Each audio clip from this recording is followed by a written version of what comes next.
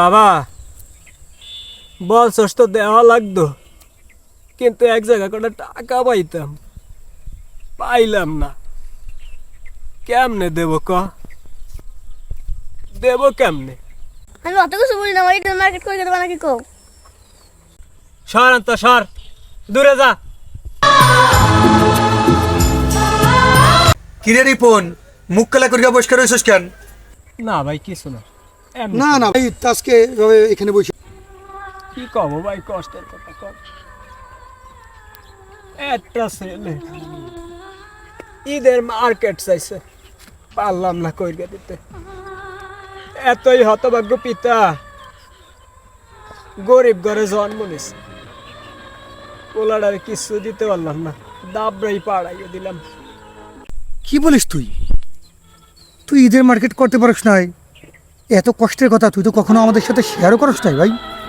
তাহলে কিসের বন্ধু আমরা তোর? তোর দুঃখের যদি ভাগি আমরা না হইতে পারি, তাহলে তোর কি বন্ধু আমরা? এটা তো তুই ভাই, তোর তো বলা উচিত ছিল। আচ্ছা বন্ধু, তোর একটা কথা বলি, মিলে ওর পোলারেই বাধা নিয়ে দেবো, আর ওদের পরিবারে কি কি লাগবে ঈদ খরচ সম্পূর্ণ আমি আপনি দেবো, ঠিক আছে?